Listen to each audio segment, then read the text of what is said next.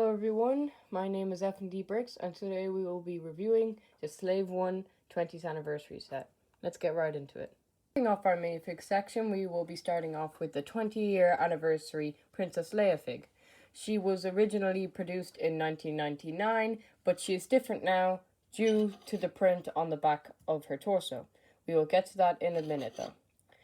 She has a pretty simple hair design, just the normal Princess Leia hair for the time. There was also a very rare version when it was smooth up here and there was not ripples in it, but that is a very rare design. It was a misprint.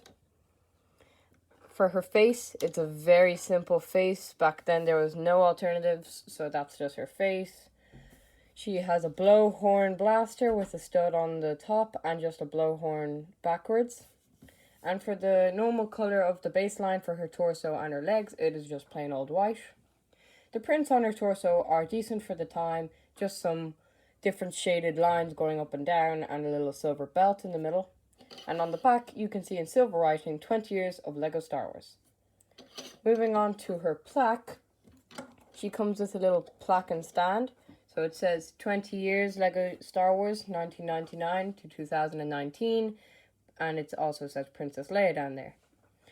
All in all, cool fig, really cool fig. I'll say it will be rare in a few years, so that's a good fig to hold on to. Now let's move on to our next one. On to our Boba Fett figure. He's a really good Star Wars figure with lots of detail, so I have a lot to say about him.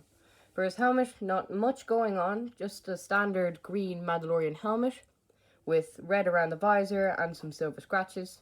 For the front of the torso, you can see his Jedi braid on his right, our left, and some silver scratches going down. He also has a brown utility belt that integrates well with the connector piece for the legs. I think it also integrates well down at the legs with the connector. For the legs, he has some orange knee pads, or yellow knee pads, depending on how you see them, with some silver footprinting. He is equipped with a standard blaster that he would usually get in his Slave 1 sets. He got it in his UCS Slave 1, so there's not much of a difference to include in this one. He has an antenna piece up on his helmet, which you can take off and switch for a visor piece to go across. On the back, he has a green jetpack to match his helmet, and a cape pauldron on the side with an orange line. And for the back print, it's not very special, but I might as well show it. It is just the back of his green torso with some silver scratches. So that's all for the Boba Fett figure for now. So I think we should move on to our next figure, which will be Zuckuss. Let's get right into that. We're on to our Zuckuss figure. This is the only Zuckuss figure ever produced by LEGO Star Wars. He has a rubber molded head that integrates well with the legs and torso piece with those tubes coming down. He just has some reptile-like armor, in my opinion, going down his legs and torso in the weird tan color, with just brown for his baseline. On the back, just some silver printing there and some more brown. I think that's all we have to say about this figure. He's also equipped with a blaster that has a binocular piece connected to a grey pistol piece. So now let's go on to our Forlom figure. Now that we're on to our Forlom figure, I have a bit to say about this figure. He has another interesting molded helmet, however I don't think it is rubber. It is kind of like a bug-like head piece with a little weird tube at the front. Down here, I always felt like his body looked like C-3PO. He is a droid, so it just looks like a rusty, worn-down C-3PO body. On the back, still looks like a worn-down, rusty C-3PO body. And he is equipped with a long-range rifle blaster. Now moving on to our last figure of the set. I'll see you guys there. Now on to my probably favorite figure of the set. It is our Cloud City Han Solo. The reason I love this figure is because in the movie and in the LEGO sets, I love that blue jacket. I think it looks a bit way cooler than the black jacket he usually has. I just really love that color. So not much to say about this fig. He just has some white inside the jacket to resemble his shirt.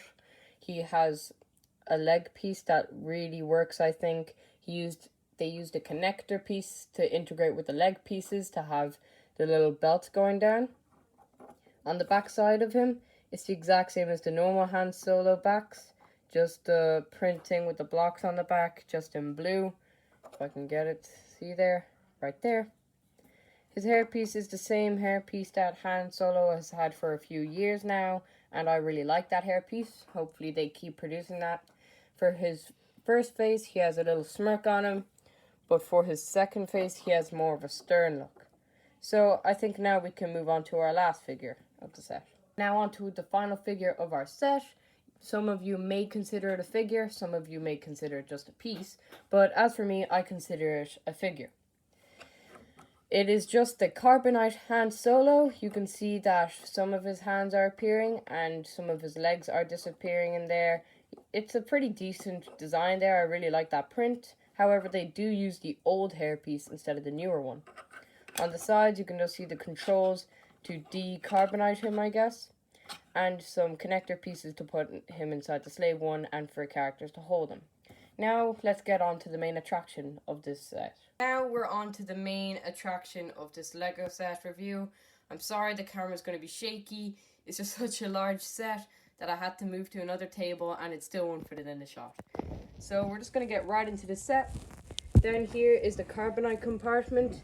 So you open that up and you can fit your Han Solo in there nice and easy. He won't go out. I usually keep him in there. I never really take him out. I don't see a reason to. For the blaster design, I think it's a really good design. Comes out very easy, goes back in. Very nice and smooth. They did a really good job decorating the sides and top of the main area here for the ship. I think that looks really nice in my opinion. I just like the different colors in there. Unfortunately, there are some stickers on this set, but not many. So if you don't like stickers, this is an okay set for you because there wasn't that many. For the wings, I thought that these were really good designs. I really liked the wings.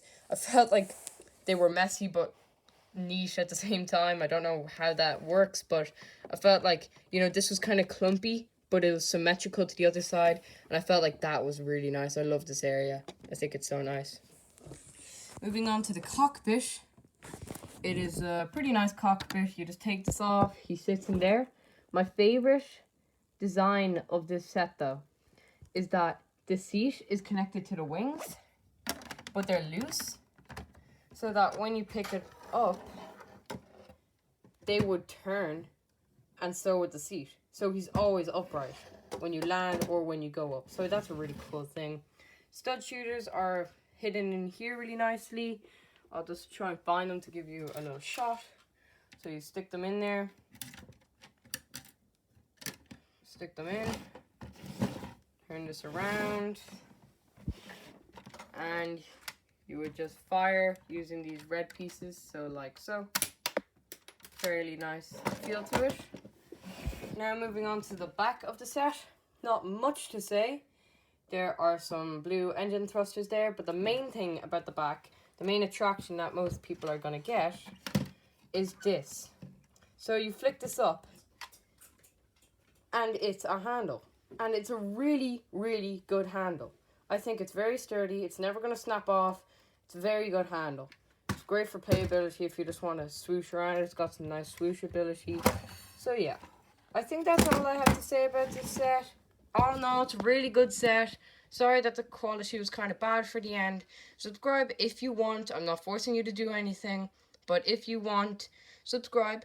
And while you're on that track, you might as well comment down below what you thought about the review. Thanks for watching, and I'll see you in the next one. Bye. It's a trap!